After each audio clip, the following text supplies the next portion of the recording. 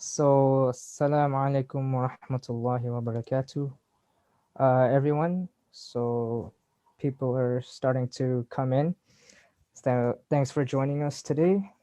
So, to give a brief introduction, so the topic of today's uh, talk is about Islam in China, the history of Islam in China, and the history of like the Muslim Ummah in China, and how it got there. And because China, is like the largest populated country, in the world. But when it comes to the Muslim Ummah living there, we don't really know much about it, or we don't really know any Chinese Muslims of our own from there.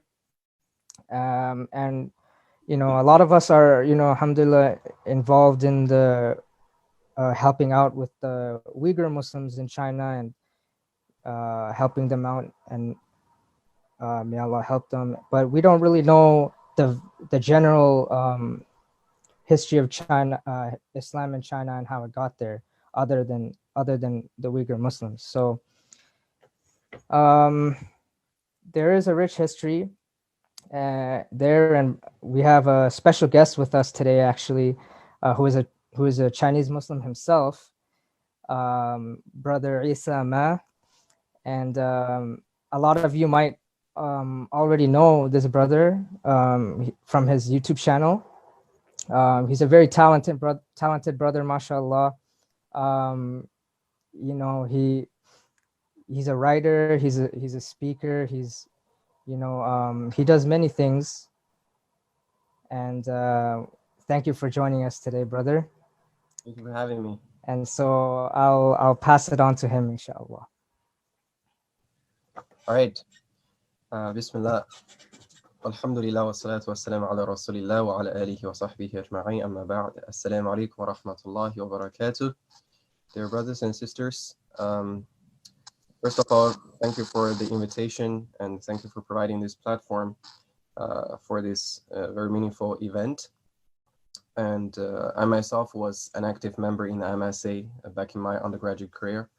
And such an event makes me a little nostalgic. I think MSA is a great organization that provides great opportunities to do great things. So enjoy your time in the MSA. And today's topic is about the history of Islam, or the history of Muslims in China. I have to make clear that I'm not a history major. I believe my history knowledge is below average. But as a graduate student, I do have an amount of confidence in my research abilities. And for this presentation, I've done quite some research. So although I cannot guarantee that every single detail is historically accurate, but I think the general picture, the broad picture that I'm going to provide for you about this history should be good enough to give you a beginning appreciation of this Muslim community and their history.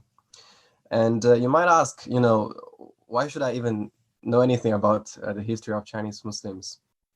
I have a cousin who's studying in a Canadian international school in Hong Kong. And she complained to me many times, why do I have to study Canadian history?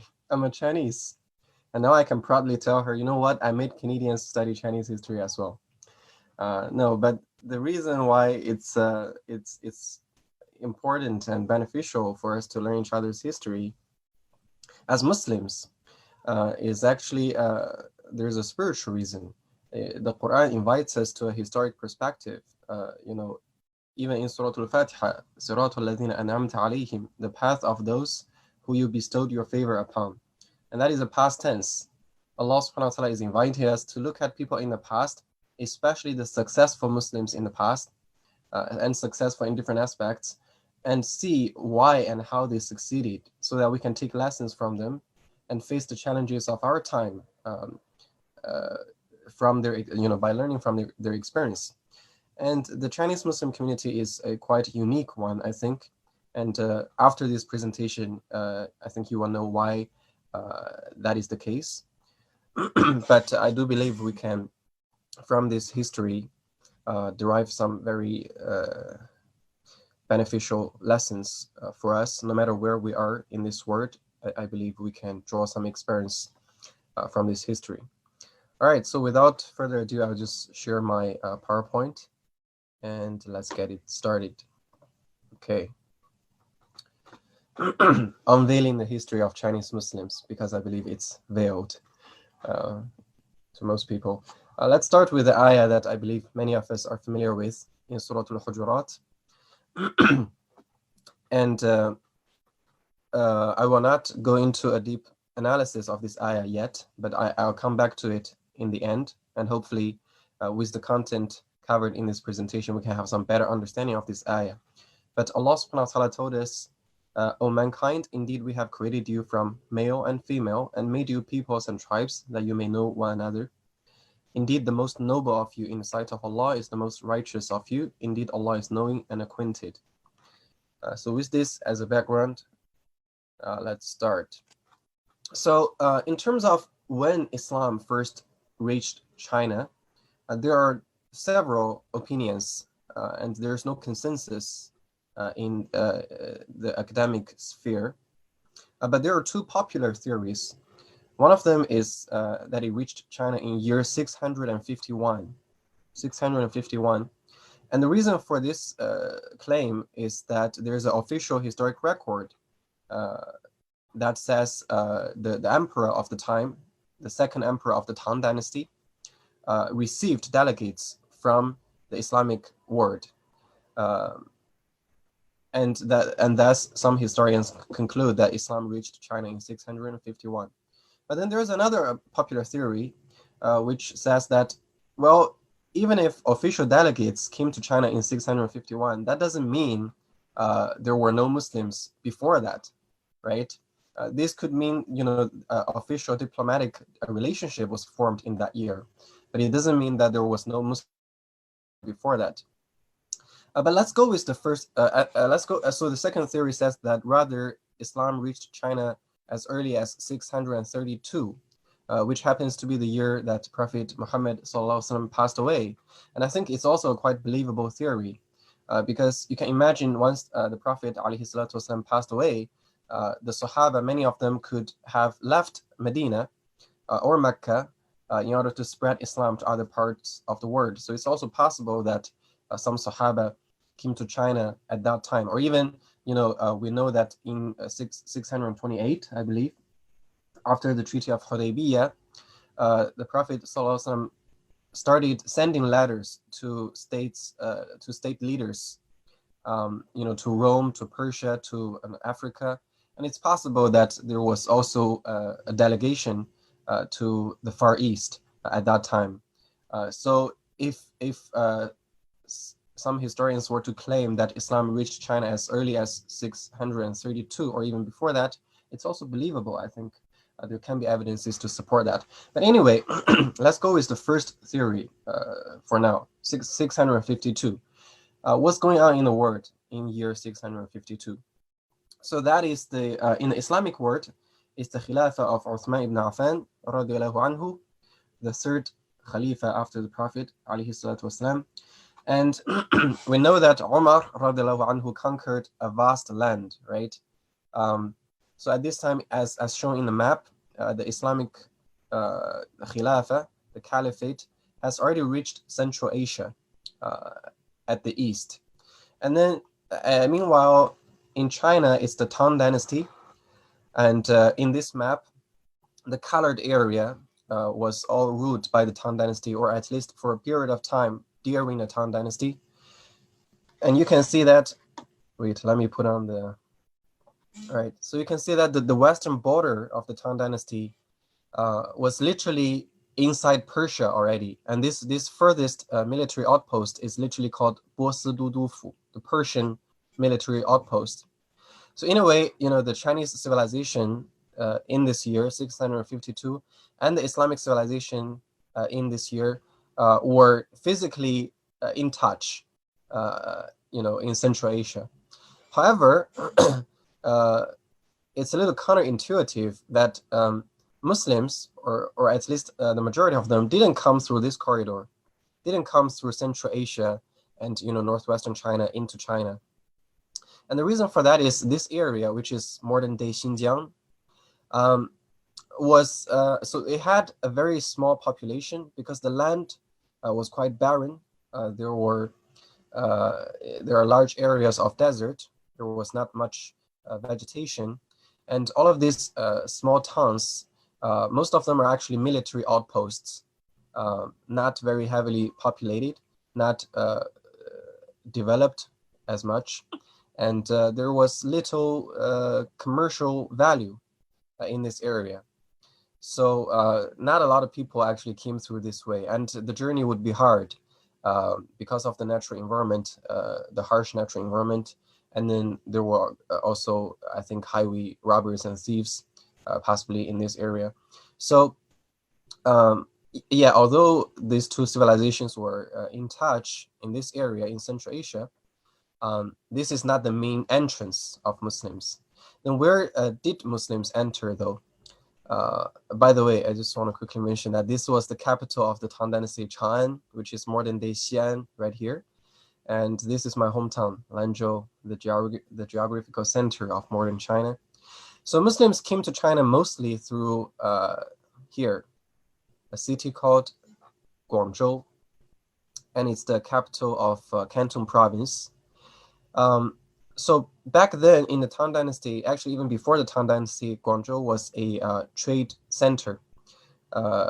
It was a very important port, the southern gate of China that connects to many different parts of the world through sea routes. So even before the Tang Dynasty, there were already ships from Persia, through the ocean to Guangzhou for business activities. And it's understandable that Muslims, once the Islamic caliphate expanded, once they have more capacity for trading, they also started coming to China with larger numbers through this trade port called Guangzhou. But in the beginning, actually the predominant population of the foreigners in Guangzhou were Persians. And at this time, Persia was only recently conquered by the Muslims, and most of them were not Muslims yet. Sorry, I'm seeing a message. Yeah, most of them were not Muslims yet. Most of them were still fire worshippers, Zoroastrianist, or there's a religion called Manichaeism. I don't know if you have heard of it. Or they also have a Church of the East, which is a denomination in Christianity. So the Persians were dominant in Guangzhou, and they were not. Most of them were not Muslims yet. There were some Arab Muslims, but they were a minority at this time. However, even though as a minority, they already started bringing their religious life and religious elements into Guangzhou, into southern China. For example, they built the first masjid. It's widely believed that the first masjid in China was built in Guangzhou, and this is the picture of the masjid, which still exists today.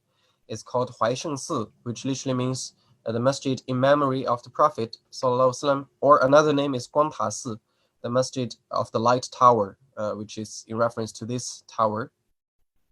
And there were some stories, let's say, about how Sa'ad ibn Abi Waqqas radiallahu anhu, a maternal uncle of the Prophet ﷺ, came to China as one of the messengers sent by the Prophet ﷺ to China in order to spread Islam.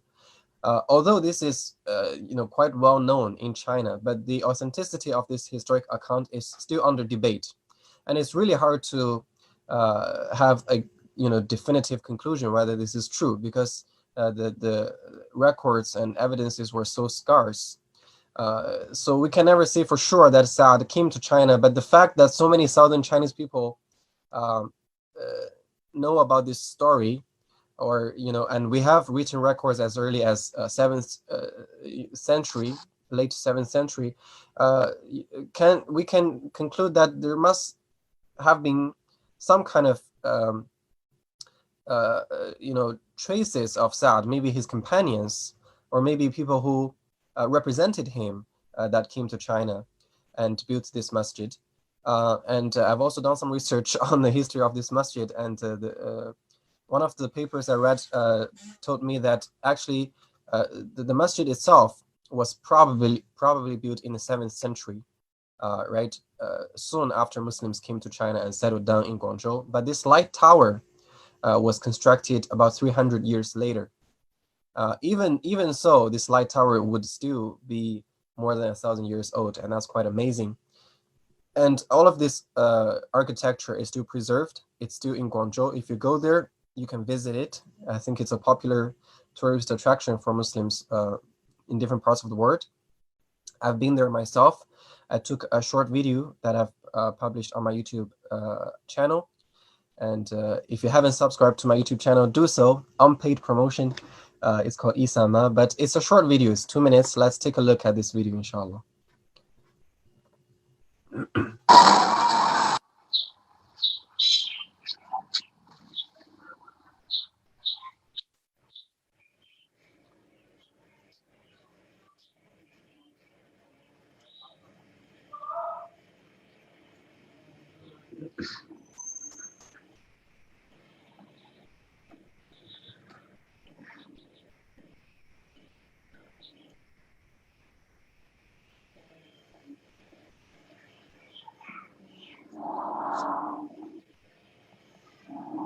So this text says 继往开来, which means inherit from the past and move on to the future.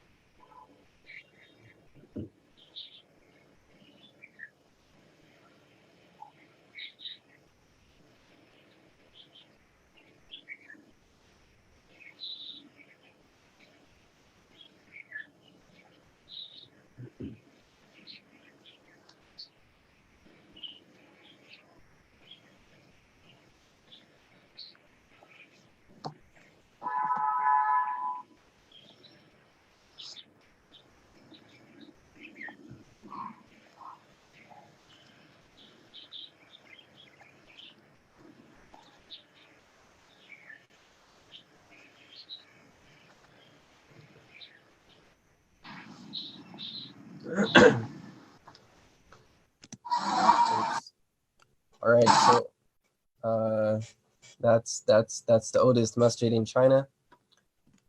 Wait, how do I? Yeah. Okay.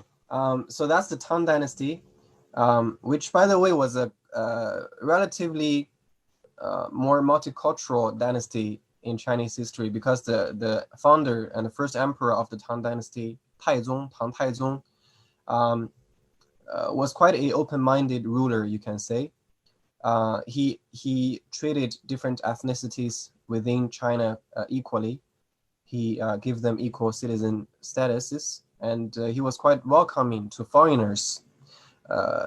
And because of that, he was actually nicknamed Tianke Han by some of the ethnic minorities, the heavenly Han, the heavenly ruler, because he was very open to diversity and differences. So during the Tang Dynasty, Muslims started coming in, started settling down, especially in the city of Guangzhou. However, at this time, they were still considered foreigners, and they had their own small communities called Fanfang, which literally means foreign community. In these communities, the Muslims dealt with their religious affairs rather, inwardly. They didn't really interact much with the local Chinese people. Rather, the religious affairs was, within the community. And then after the Tang Dynasty, there was the Song Dynasty.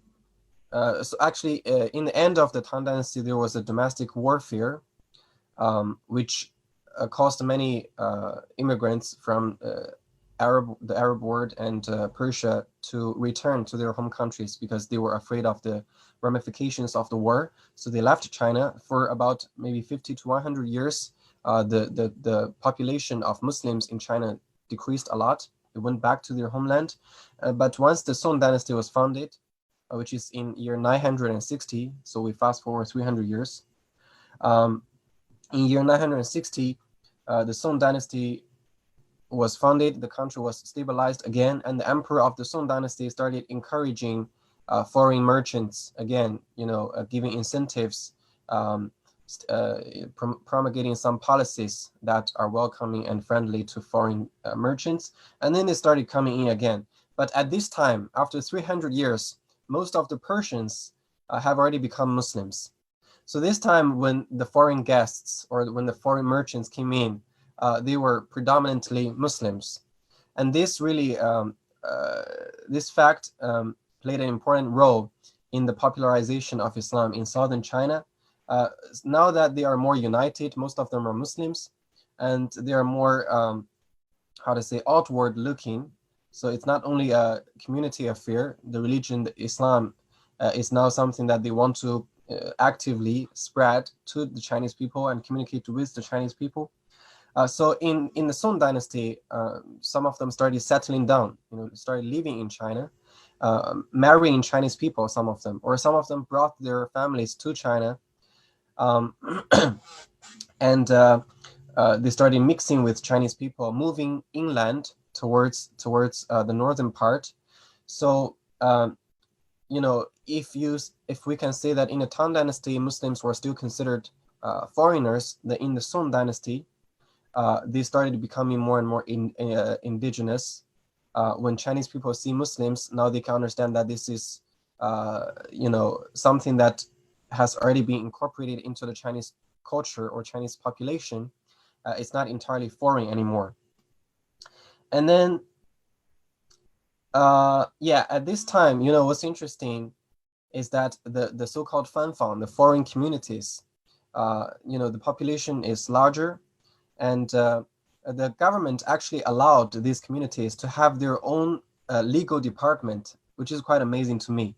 So basically, the imam or the community leader of these Muslim communities in Guangzhou and in other cities in southern China, they had authority to deal with legal issues with Sharia, and it's allowed by the government. The government gave them the permission and the authority to issue fatwas that are recognized by the government. And so there was a little bit of autonomy given to the Muslim community.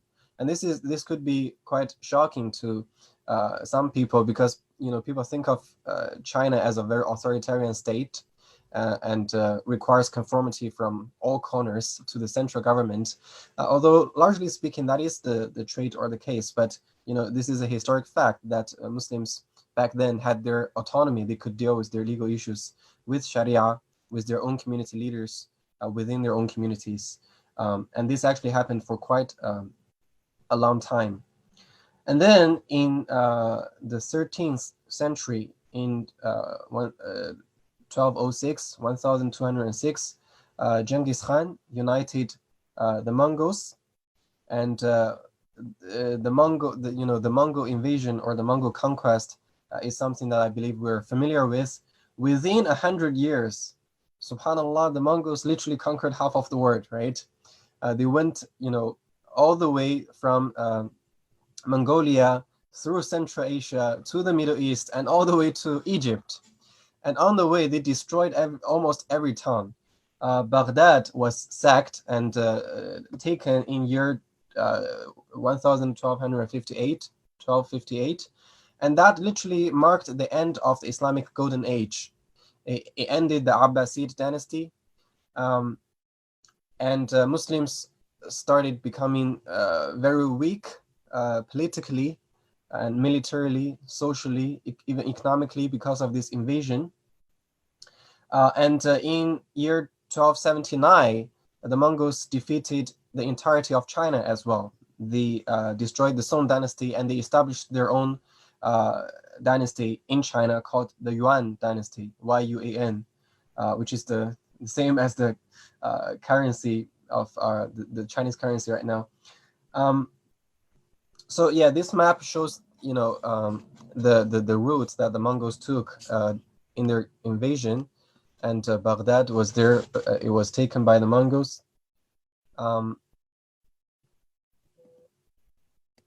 We are also aware that some Mongols during the invasion accepted Islam, and that's partially because they witnessed the amazing faith and courage and perseverance displayed by Muslims, despite being defeated in battle, despite being sometimes besieged and surrounded, but they were steadfast with their religion. They held true to their faith, and that moved many Mongol soldiers and generals. So quite a number of Mongols accepted Islam during this military campaign as well. However, so this is the Yuan Dynasty, which was ruled by Mongols. This is, I think, one of the only dynasties in Chinese history that was ruled by a non-majority ethnicity, because the majority of the Chinese people are Han people. So Mongols, as ethnic minority, ruled over China during the Yuan Dynasty. But it turns out, although they are so good at military conquest, they were not so good at governing, especially because China was such a big population and such a vast land. Without a very complicated government system, it's hard to manage. And the Mongols, during the Yuan Dynasty, they really didn't manage to control the intricacies of politics and administration and government. So the Yuan Dynasty only lasted for about 100 years. But what's interesting is that during the Yuan Dynasty, they had a class system. Although this is also debated, some say that it's not entirely authentic, but I believe most historians do have made mention of this class system during the Yuan Dynasty. So the highest, there's a hierarchy, right? The highest in terms of social status and in terms of privileges, the highest ethnicity is the Mongols, of course, because they're the ruling class. And then what's interesting is that the second class, right below, right after the Mongols, are the so-called Semu Ren, which literally means miscellaneous, right? It means a people of variety, and that is referring to mostly Muslims. And you can see even in this little picture, this guy has a beard. So why is that the case? Because when the Mongols came back from Central Asia to China, they brought a lot of Muslims to China as well as engineers, partisans, even scholars, and they wanted these Muslims to help them rule China and help them run the government. So there were a lot of Central Asian Muslims, Persian Muslims, even Arab Muslims that were taken to China actually against their will by the Mongols to help them run this dynasty. And then when these Muslims came to China, obviously they wouldn't stay in one place. They actually dispersed into all different corners of China. And they were given a higher status because the Mongols knew that they were a minority as well. So they wouldn't be as much of a political threat as the Han people because they were small in number. So they gave actually political authority to the miscellaneous people, to the diverse people, which are mostly Muslims. And at a time, there were 49 provincial level, leaders or provincial level governors that were Muslims. And also at this time, there were, governmental departments that were directly dealing with Muslim issues. For example, there was a department of Qadi, and Qadi is an Arabic word. It's in Chinese, it's called Hadith, but it's from Qadi. Qadi means judge, right? Someone who gives legal judgment according to Sharia. And there was a governmental, like a central governmental department called the Department of Qadi. So you can see that in the Chinese government during the Yuan Dynasty, there was a Sharia department, and that's again quite amazing. But Muslims had high social status, during this time. They had they had strong political influence. Their social status was high. They were wealthy in general, and that's why what's interesting to me, this is, Allah subhanahu wa ta'ala said, وَتِلْكَ الْأَيَّامُ نُدَاوِلُهَا بَيْنَ النَّاسِ, and thus we rotated fortune among people, right? Fortune circulates from people to people. So the end of the Islamic Golden Age in the Arab world by the Mongols marked the beginning of the Islamic Golden Age in China. And it's not only my understanding that it's the Islamic Golden Age. It's actually it's a consensus by historians that this is the Islamic Golden Age in China, because there's a saying, there's a Chinese saying, we say that 袁氏回会遍天下. Muslims were all over the place during the Yuan Dynasty. That's the literal translation. Muslims were all over the place during the Yuan Dynasty. So this was perhaps one of the most friendly dynasty to the Muslims in China, and Muslims in China made use of this great social environment and these great opportunities, and really established their presence and secured their rights, as an important part of the Chinese population during the Yuan Dynasty. But then, as I said, it only lasted for about 100 years. And then, during the later part of the Yuan Dynasty, due to the lack of administrative capabilities, there were constant, partisan revolutions from below, and eventually it was overthrown by some farmers, and a new dynasty was founded, and that is the Ming Dynasty, M-I-N-G. So the yellow part is the land of the Ming Dynasty. You can see that this part, the purple part, were ruled by Mongols. So they were chased out of, you can see, mainland China. And then now the majority of the Chinese land was ruled by the Han Chinese, the majority again. So during the Ming Dynasty, it was a little bit hard for Muslims, because the Ming Emperor again pushed Confucianism, which is traditionally the most dominant philosophy or school of thought by Chinese people, and very much favored by Chinese rulers, because Confucianist thoughts emphasize, like a grassroots lifestyle, right? You just live your life, you be nice to people, and you try to remain peaceful. It doesn't really promote much political ambitions, and that is very convenient for the rulers. They don't want people to have political ambitions. They want people to be obedient followers. So the Confucianist ideology has always been favored by Chinese rulers, and in the Ming Dynasty, they pushed Confucianism again to be the dominant thought, government endorsed school of thought, and they purposefully wanted ideological conformity. So they wanted to sort of assimilate people who have different thoughts and ideologies. And obviously Muslims have their unique belief system, and it was considered somewhat a threat by the government. So they wanted to conform, they wanted to, assimilate them and acculturate them into the mainstream culture, which is the Confucianist culture. So Muslims, especially the educated ones, the scholars during the Ming Dynasty, felt a kind of threat to their faith, to their belief system, to their culture. They were alerted, and they had to think of solutions to counter this force, to preserve their own beliefs. And how did they do that? There were two major solutions. One was to establish a very systematic religious education system. So they initiated what we call 经堂教育, which literally means, you can say, a masjid education, or if you're from a Desi culture, it's very similar to the madrasa system.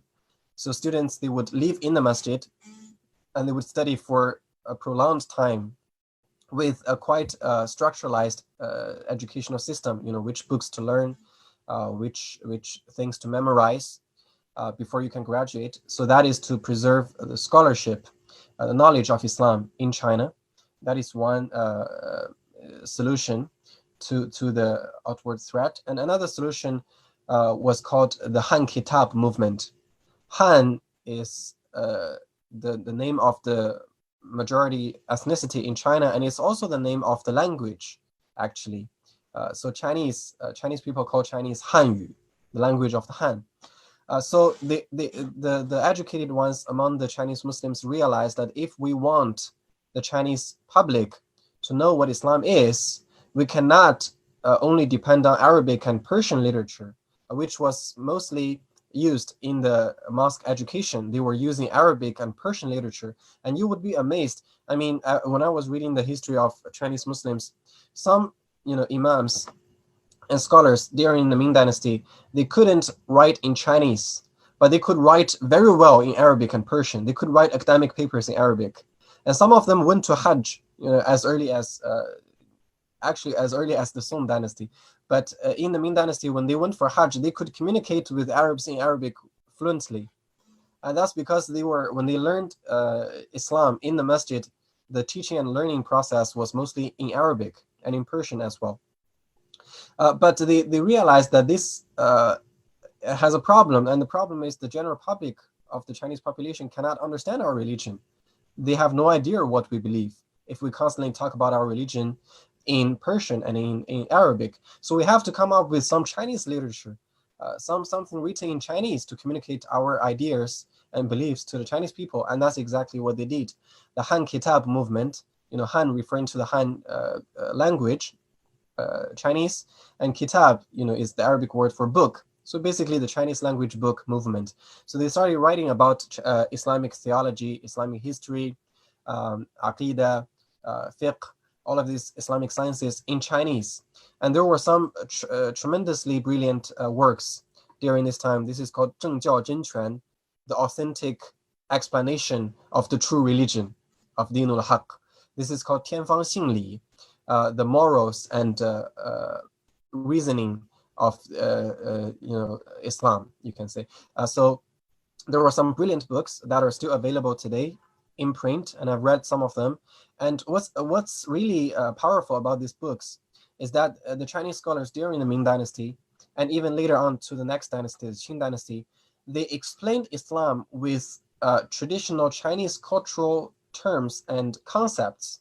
So they borrowed concepts from Confucianism, Taoism, and they sometimes even referred to Buddhism, or just Chinese idioms and cultural norms, and they used all of these resources to introduce Islam to people. And they made a very powerful case, which is, what? Islam is not a strange thing to Chinese people. Most of the things that we believe, the ancient Chinese people also believed.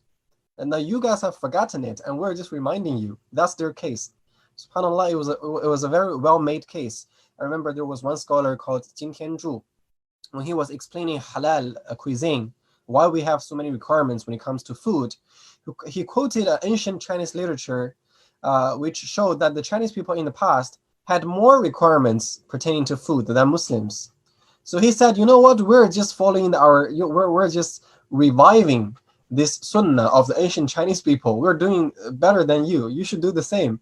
So it was a very, I think, effective way of communicating the religion of Islam to Chinese people, making them see that this is not incompatible to Chinese culture.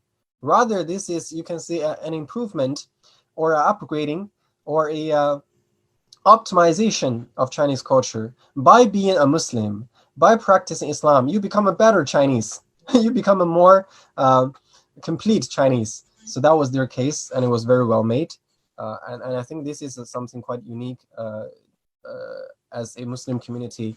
I believe other Muslim communities in other countries may not have done something like this.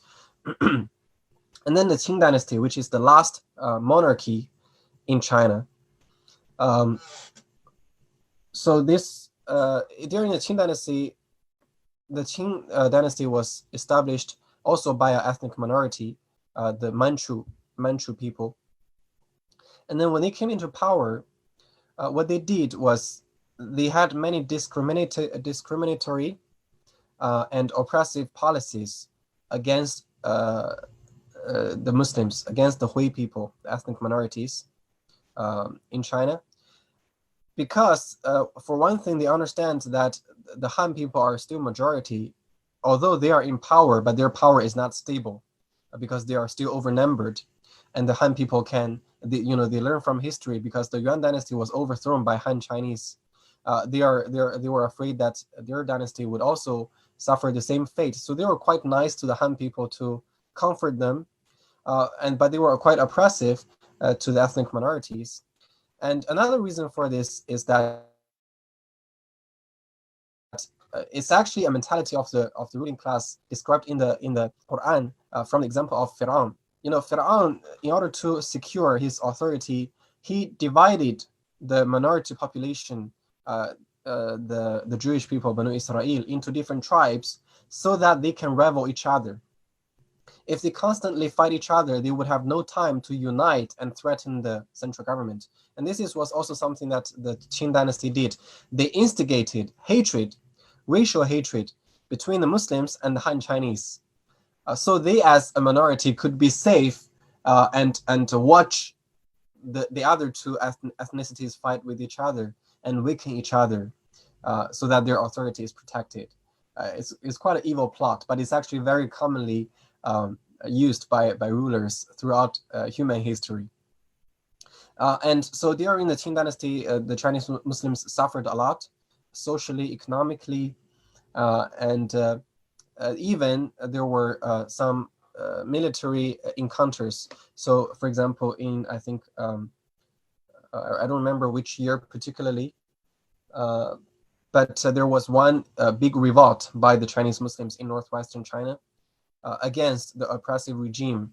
I guess they wanted independence. However, it was crushed by the Qing army, and millions of Muslims died. Millions. Back then, it was a huge number. It was almost like a genocide, you can say. But still, Chinese Muslims survived, and the Qing Dynasty ended when Sun Yat-sen, Dr. Sun Yat-sen, which is my alumni because he also studied in the University of Hong Kong, when he founded the Republic of China, not the People's Republic of China, the Republic of China before PRC. And then when the Republic of China is founded, by the way, Taiwan still uses this name, Republic of China. When the Republic of China was founded, again, Muslims were given equal status. They were empowered by this more advanced and modern and egalitarian government, and they took advantage of this opportunity. And this is a picture of a bookstore or possibly a publishing house during at that time. The Chinese Muslims, you can already see a pattern throughout history. They are very sensitive to the social environment. When the environment is restrictive, they become a little more reserved and make preparations and become more introverted, save the power for another day, fight another day, right?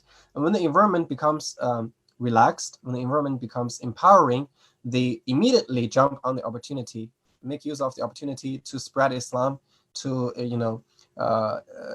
educate the community, etc. And during what we call anti-Japanese war, which is a segment of the Second World War in the Asian Pacific region, Muslims also joined. This actually demonstrates that the Muslims in China do have a quite strong sense of belonging to the Chinese nation by this time. They do feel that they are part of this multi-racial and multicultural, multi-ethnic Chinese nation and Chinese identity. So they didn't hesitate to join the army to fight the Japanese, which were considered invaders to the Chinese nation. All right. And then, after that, a People's Republic of China, PRC, was founded. And we know that modern China, PRC, is based in the Marxist ideology. And Marxism, although, Karl Marx didn't really speak against religion per se, but he didn't believe in religion. He was quite atheist. And his philosophy is based on his economic observations of the economic patterns in the world based on conflict, class struggle. And,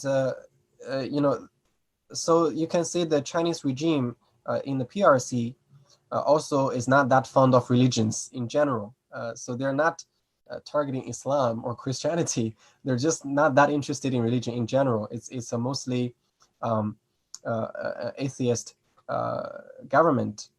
So obviously there were trials, especially in the early parts during the Cultural Revolution. They considered all of these religions and even some, Western sciences and cultural elements. They considered them as hostile. And during those 10 years of Cultural Revolution, they demolished many masajid. Many Muslims were accused of crimes they didn't commit.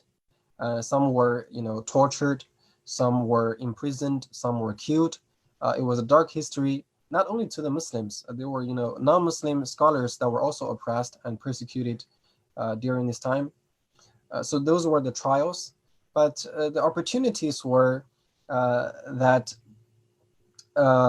because what PRC did very well is to improve the economic situation in China.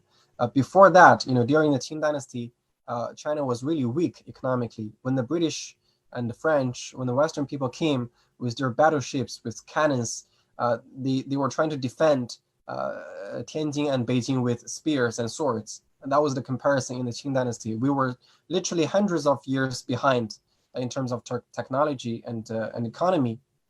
But China really, we have witnessed over the past few decades, it's quite astonishing advancement in economy. And the economic power also benefited Chinese Muslims in a way that once they have more wealth, they have more channels or ways of serving the community and improving the general situation of the Muslims in China. For example, one of the examples is that there are more students going abroad to study Islam.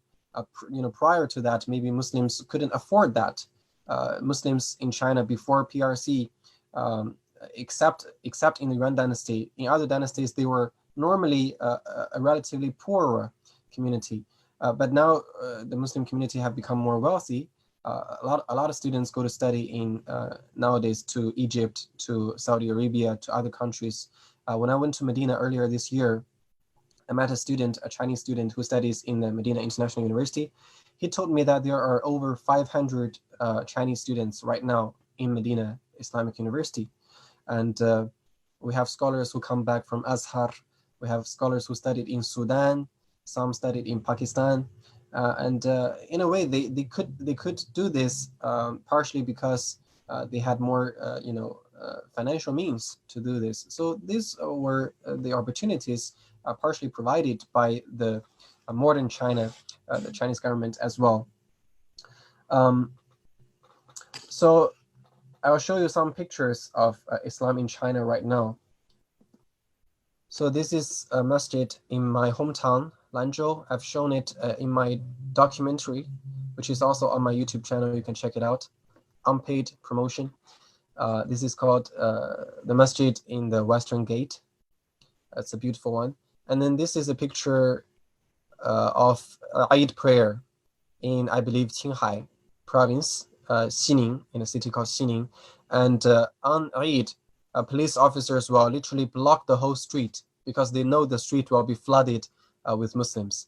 So they were given the street was blocked for the Muslims to conduct their Eid prayer. And this is done every year.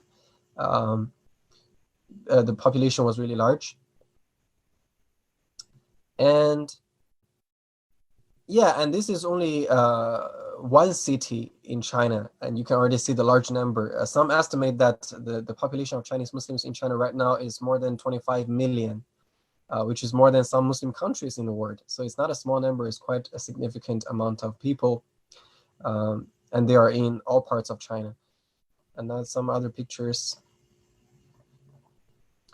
So yeah, the Chinese Muslims have incorporated some cultural elements from the Chinese culture when it comes to architecture, for example, and interior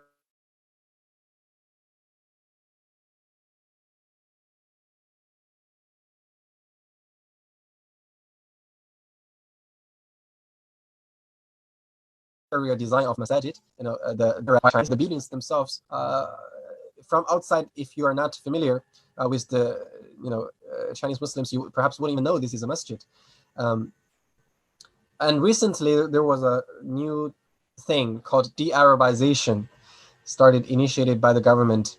So the government thinks that it's dangerous for Muslims in China to relate too much to Arabs. They think that it poses threats to religious extremism and separatism. So they wanted to reduce the connection of Chinese Muslims with the outside world, especially the Arabs. But the way they do it is very, in my estimation, is very weird. They try to take away these domes. They say that such architecture is Arabic architecture. So in order to de-Arabize the Chinese Muslims, let's take away these domes. That's what they're doing. They have already taken away many domes from many masajid in northwestern China, and they replace this with a Chinese architecture, something like perhaps this, And they think that this way religious extremism can be avoided, which I cannot understand the logic. But the reason why I can laugh and talk about this trial, it's a fitna. They are harming, they are literally, destroying religious places of worship. They are, harming the rights of the Muslims. But the reason why I can still smile when talking about this is precisely because we've seen things like this happen over and over again throughout Chinese history. And then those dynasties are gone and we're still here. Chinese Muslims are still here. So such things, the external features and expressions and manifestations of Islam to us is secondary.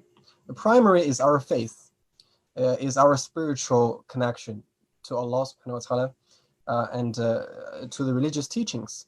So you can take away the dome. Many imams said, fine, you can take away the domes. Of course, we will try to defend our rights within the legal limits as much as possible. But after all, if you have to do it, if you forcefully do it, okay, fine, do it. It doesn't take away our iman.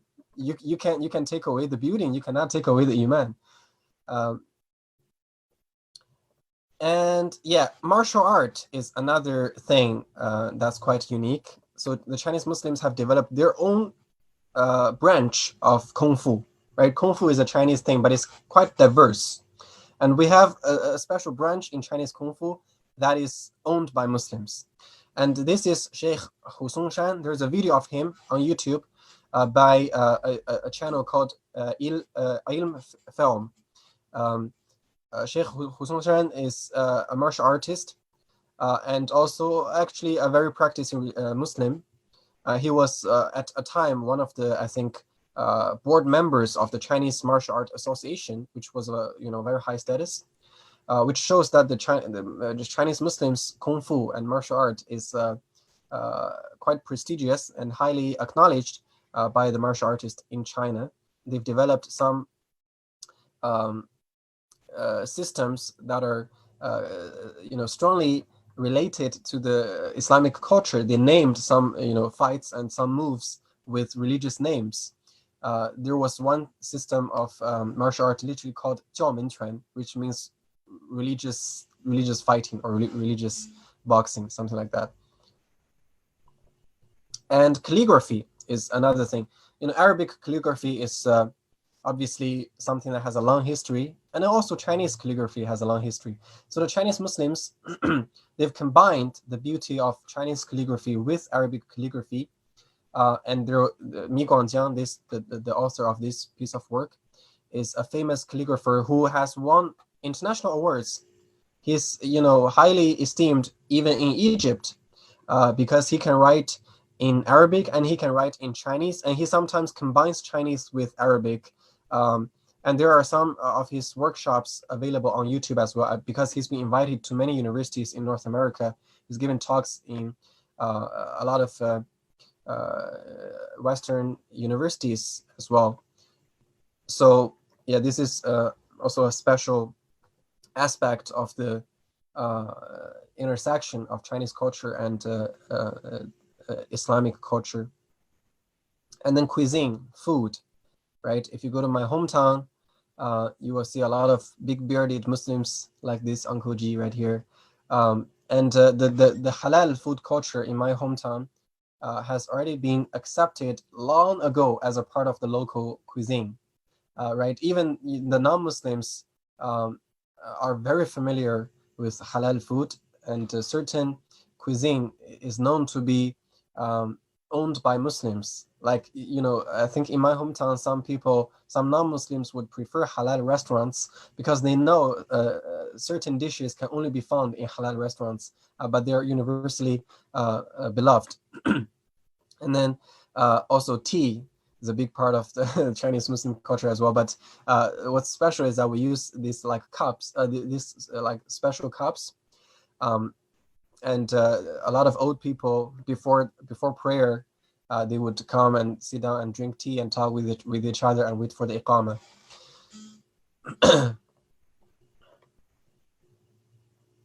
Yes, Haji Nuruddin, that's correct. That's his name, Haji Nuruddin Mi Guangjiang. But he's not the only calligrapher in China. There are many like him. I think he's just the most internationally well known. But there are many calligraphers like him in China. And then this is a picture, not a picture, sorry. This is a drawing of Admiral Zheng He, which is very famous in Southeastern Asia. In Malaysia and Indonesia, almost all of the Muslims have heard of this name, Zheng He. Because there were legends that Zheng He was the one who brought Islam to Indonesia, or brought Islam to Southeastern Asia. Yeah, I think this is already being recorded. The presentation is being recorded. You can share the video later on, or yeah, if you want to take screen captures, go ahead. But it would be preferred if you can mention the source where this is from. And Admiral Zheng He led a huge fleet and went out to the world 7 times, 7 adventures, 7 what do you call them, expeditions, and they reached as far as Africa, I think East Africa and even South Africa, and definitely they've reached South Asia and the Arab world. And Zheng He was a Muslim. His original name is Ma Sanbao, so his last name is the same as mine. And by the way, Ma is a very typical and common last name for Chinese Muslims. Some say that it's from Mahmud, or it has some historic root with Mahmud or Muhammad. So we take that as our last name, or our ancestors did. So Zheng He, his original last name was Ma, and he was a Muslim. He's from Yunnan province. And there was a quite believable historic account that during the 7th adventure, the last expedition that he led, he actually went to Mecca for his own Hajj. And there were strong evidences for that, but you can look into it deeper by yourself. And then the picture on the right, so just to show you the, subhanAllah, the navy technology of the Ming Dynasty. This, by the way, happened during the 16th century. During the Ming Dynasty in 16th century. So Zheng He's fleet had, I think, more than 100 ships this size, the one in the back. They reconstructed, based on historic record, they reconstructed models of the ships used by Zheng He. The one in the back is the typical size of a ship in his fleet. And there were hundreds of those that he led. And the one in front was in the same century, Christopher Columbus discovered America with 3 ships of this size. This is in one of the museums on display. So it really shows the comparison of navy technology. And during the 16th century, at that time, China was still quite a strong and powerful civilization and empire. And they became weaker later on during the Qing Dynasty. But during the 16th century, I mean, when I see this, I feel quite proud as a Chinese. I mean, like, wow. Okay,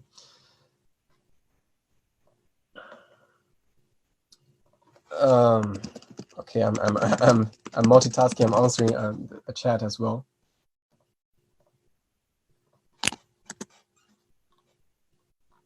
All right, so that's actually the last page of my presentation. Yeah, I think I've been given 1 hour, so that's the time is there.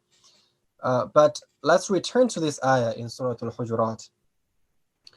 And I want to conclude by some reflections on what are some of the key lessons we can take from the history of Chinese Muslims. One of these I've already mentioned. You can see that for any nation, for any group of people, for any community, for any country, for any civilization, they follow somewhat a sine curve, right? There are ups and downs, there are fluctuations, there are times of great prosperity, and there are times of great atrocities and trials and tribulations and hardships. And Allah subhanahu wa ta'ala said, He said in the Quran that we make some of you rule over others of you, and this takes turns so that people wouldn't cause corruption, too much corruption on earth. If one race or one group or one community or one civilization is always on top, that would be very, very disastrous. There will be oppression for sure. So Allah subhanahu wa ta'ala rotates the fortune, as I mentioned. So there are stronger times, there are weaker times, there are good times, there are bad times, and this goes in cycles. And both, as both the good times and the bad times are trials, are tests for us. For the believers, everything is a test. Difficulty is a test, and ease is also a test. So what the Chinese Muslims did was that they didn't complain in bad times, and they didn't feel complacent in good times. All the time they were thinking, how do we make the best use of this time, of these social circumstances, and take advantage and benefit from that, and serve the community, and preserve our faith, and make contributions to people in general. I was in Kuala Lumpur once. I was passing by in the airport. I was in a prayer room, and nowadays when people think of Chinese Muslims, when they hear about Chinese Muslims, there are normally two automatic presumptions or conclusions that people jump at. Either Chinese Muslims are a victim group that is oppressed and needs rescuing, or they are, a Chinese Muslim must be a revert Muslim, and thus he's ignorant of Islam. Let's teach him, right? He needs educating. So when I was in Kuala Lumpur, I was in the prayer room. This uncle came to me. He couldn't speak English, so he spoke to me in Arabic. And I managed to have a short conversation with him with my broken Arabic. And he asked me where I'm from. I said, I'm from China. And he just looked very worried. And he said, al-musibat kathira fi Sin. There are a lot of trials in China. And I just said, al-musibat lil muslimina fi kulli makan. There are trials and tribulations for Muslims everywhere you go, everywhere in the world. لأن الدنيا سجن المؤمن وجنة الكافر. The Prophet ﷺ told us that this world, the life of this world, is a prison for the believers and a paradise for disbelievers. So it's a default condition that believers will be tested wherever they are. And the tests come in different forms, right? Sometimes it could be the tests of difficulties and challenges and hardships, but there could also be tests of ease. And I would say more often than that, the tests of difficulties, the tests of ease are harder than the tests of difficulties, because difficulties and challenges make you vigilant. And when you're vigilant, you're better at preserving, you're better at protecting, you're better at continuing and sustaining your faith. So that's one thing we need to understand, that we shouldn't really always complain about our time, because time is like a sine curve. There are good times, there are bad times. In an individual life, it's like that. In a civilization, it's like that. In a faith community, it's like that. In a religious tradition, it's like that. Right? We've had our golden age, and now perhaps we're not so strong, but we can see a tendency for revival already. The Islamic revival is already happening, is on place. So we shouldn't become hopeless or desperate in a bad time, and we shouldn't become complacent in a good time. Rather, what the Chinese Muslims did was that they were always vigilant, and they always try to make the best of their social and temporal circumstances. So that's one thing we can learn. Another thing we can learn is that, how come when in some Western countries you still have bigots who would come to you as a Muslim and say, go back to your country? Of course, you would answer, this is my country. But there are always people like that, right? no matter you call them, I don't know what's the term for them, but they're white supremacists, for example.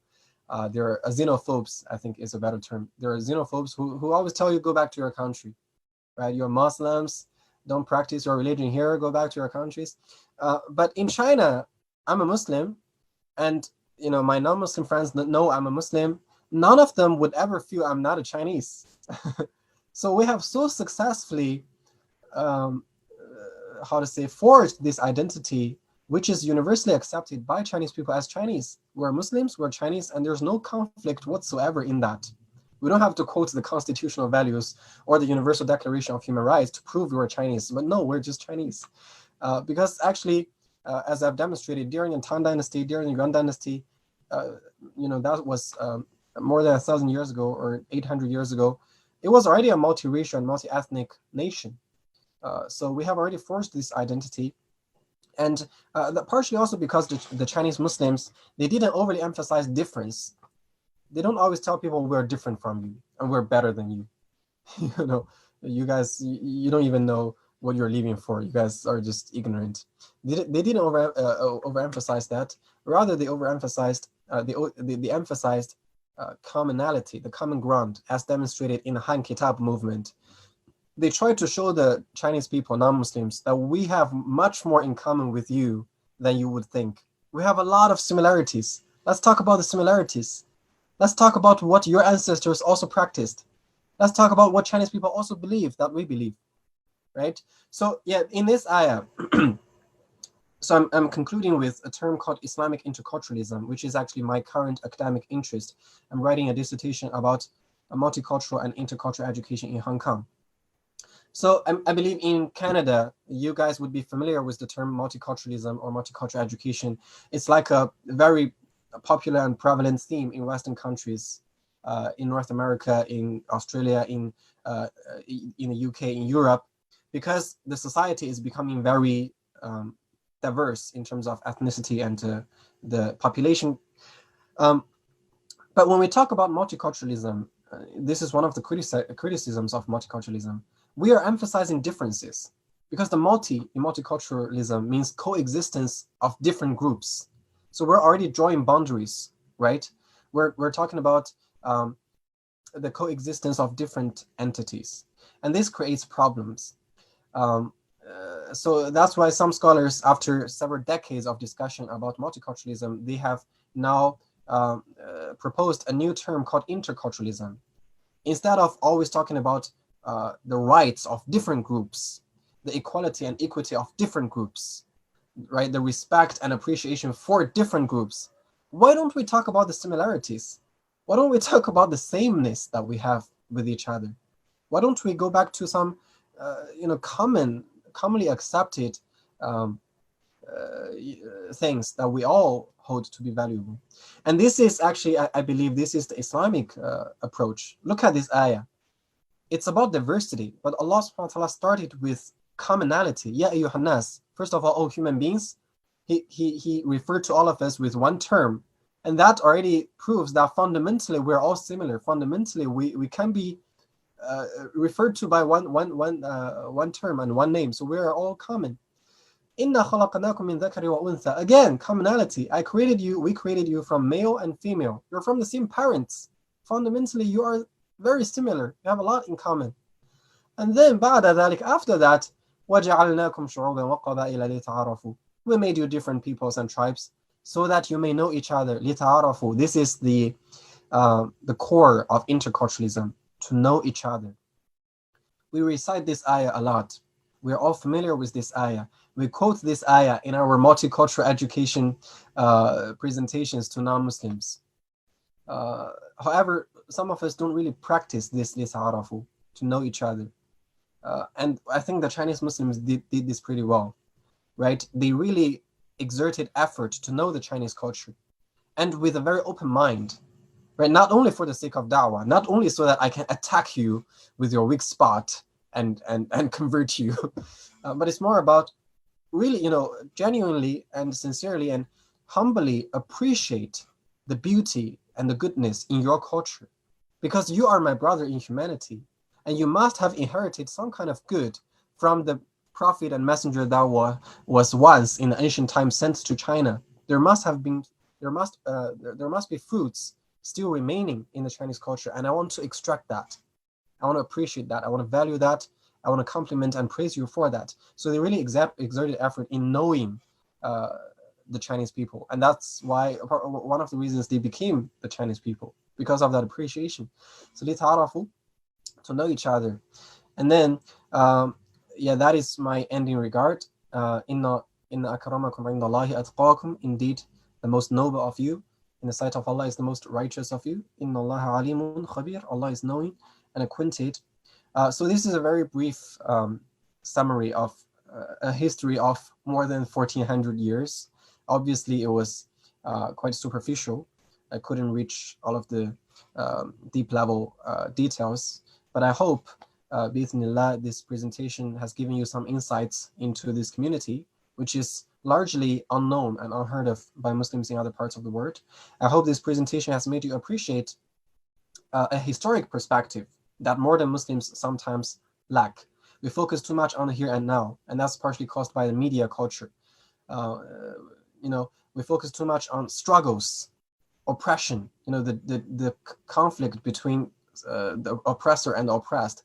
We focus too much on rights, fighting for our rights, but we forget our responsibilities, and sometimes we forget our opportunities around us. How do I even interact with the people around me? Sometimes we're too focused on ourselves. We're too egocentric, and we forget about the people who are around us. We forget about lita'arafu, to know others. So I hope these insights are beneficial to you, and maybe if time allows, let's say if Brother Abdullah allows, maybe I can take a few questions. But jazakumullahu khairan.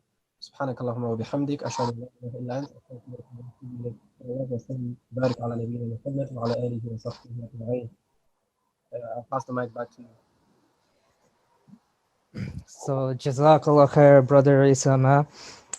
You really got in a lot of information in this short time, and thank you for giving us, a historical context of really the Muslims in China. I'm sure we learned a lot. I definitely learned a lot.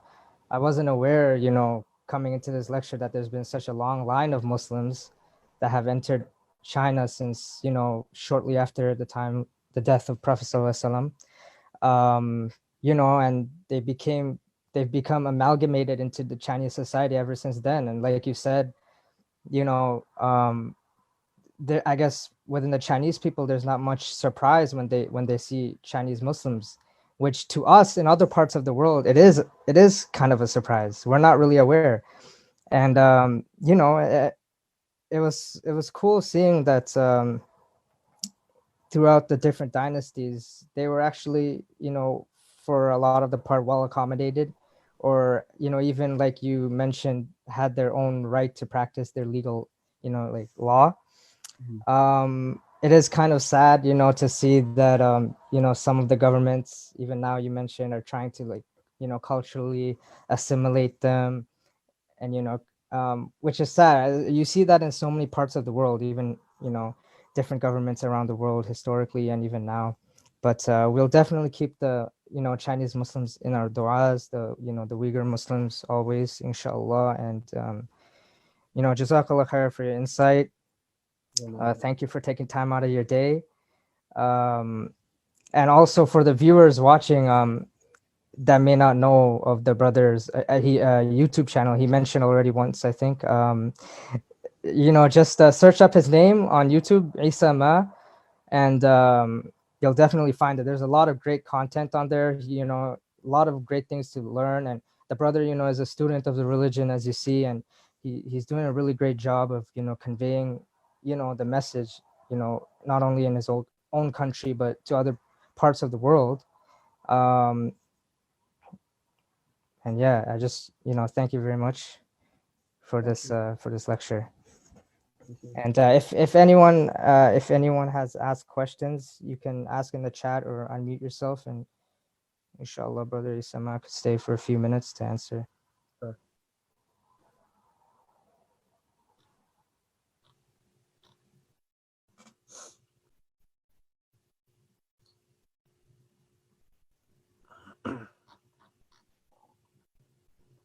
So, okay, there's a question.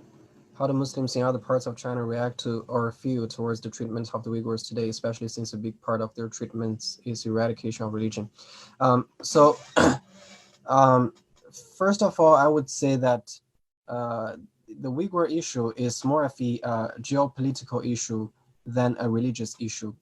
Um, and historically, that area, the Xinjiang area, the northwestern part, um, has always been a area of many complications because it's far away from the mainland. It's in touch with Central Asia, and the Chinese government is very concerned with authority, as is any government, I believe.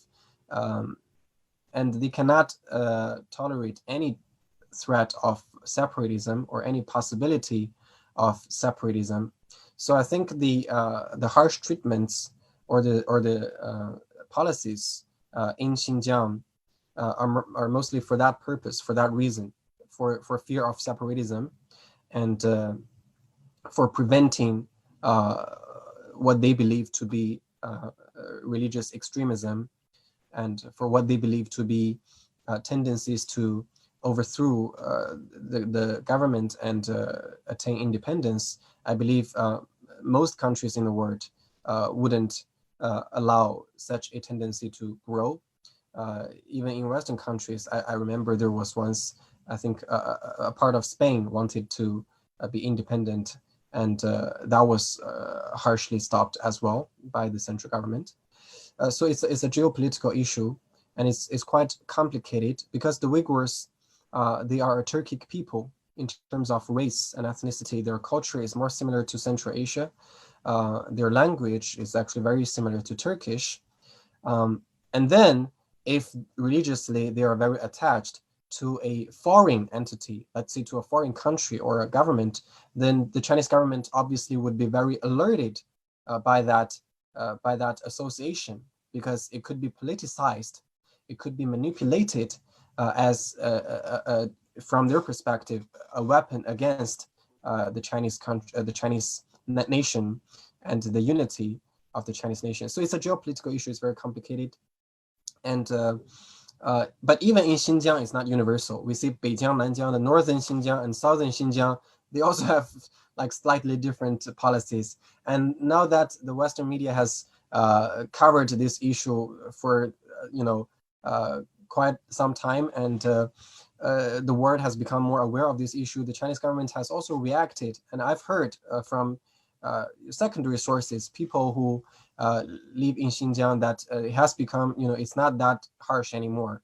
Many masajid are reopened, and many people who have been, forcefully re-educated are returned to their home.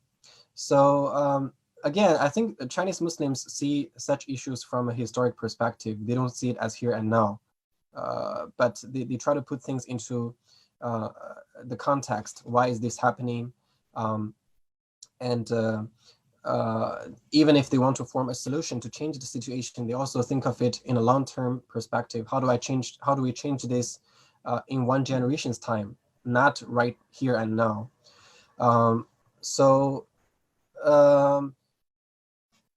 Yeah, I mean, the Chinese Muslims in other parts of the country obviously feel empathetic if they know much about the issue. But the fact is, we don't know much about the issue. And I remain a certain level of healthy skepticism and suspicion because of my academic integrity about the Western coverage of the Xinjiang issue. I've never been there myself. There are some documentaries, but we all know how media can be carefully crafted for certain agendas. So I cannot be entirely certain what is being presented in the media is true. And I've talked to Chinese personnel, security personnel about this issue, and they tell me that there are some wrong practices by the local government there, which is not intended by the central government. And they told me that we're trying to work this out. And they also say that when it comes to religious issue and ethnic issue, it's a very sensitive issue, and it's never easy to deal with, which I agree. And you can also see that in history, it's never an easy issue to deal with a multi-ethnic nation, and complex interactions among different ethnicities. So yeah, I mean, this perhaps is not a very newsworthy answer. It's not an exciting answer to you, but I think it's the best answer I can give you, which is it is complicated, and we shouldn't jump to conclusions. We should understand the context, and we should remain always a certain level of healthy suspicion and skepticism, and not believe everything we hear, which is also a value taught by the Quran. When a news comes to you, verify it before you believe it. So let's make dua. Allahu A'lam. This word is a test. Everyone is being tested. But Allah is all aware and Allah is all capable. Yeah, hopefully that answers your question. Thank you.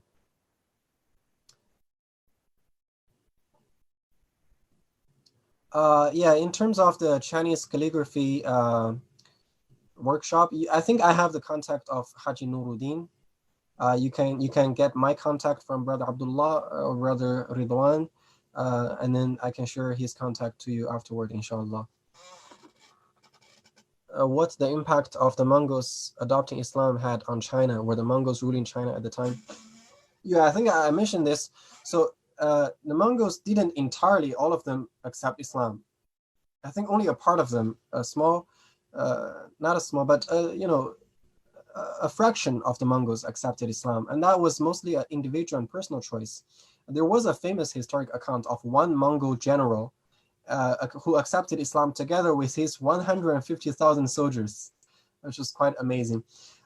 So the impact of that is, because the Mongols were the ruling class during the Yuan Dynasty, obviously the religion that they believe would be very easily accepted by those who are ruled by them, right? So when you have a general, for example, and his 150,000 soldiers who accepted Islam, then the Chinese people naturally would feel more affinity towards Islam, or less resistance against Islam, so to speak. And also I've mentioned that the Mongols brought a lot of Muslims from Central Asia and Arab and Persia into China and dispersed them all over China for all kinds of administrative roles and duties. And that really played an important role in spreading Islam to different parts of China, because in the beginning, in the Tang Dynasty and the Song Dynasty, Islam was concentrated in, you know, the trade port, Guangzhou, or the major big cities like the capital, Xi'an or Beijing. But in the Yuan Dynasty, because the Mongols, you know, sent Muslims to different provinces, different cities to help them run the government, that helped scatter Muslims to all over China. And that's why almost every city you go to in China, no matter how remote it is, you can almost always find a masjid in the city. So hopefully that answers your question. Allahu A'lam. All right, so yeah, Brother Ridwan is busy, so let's just end this, I guess. If you have more questions, maybe you can contact me through other channels. My email is available on my YouTube channel. You can find my Facebook page. It's the same name. And yeah, let's communicate through other channels. And I wouldn't want to take too much of your time. You guys are still university students, so let's see. Yeah, Jazakallah khair, Brother Isa. It was an incredible event, and I know it's early in the morning for you. We won't take up too much more of your time, but Jazakallah khair, and we'll end it here. Assalamu alaikum wa rahmatullahi wa barakatuh. Alaikum salam wa rahmatullahi wa barakatuh.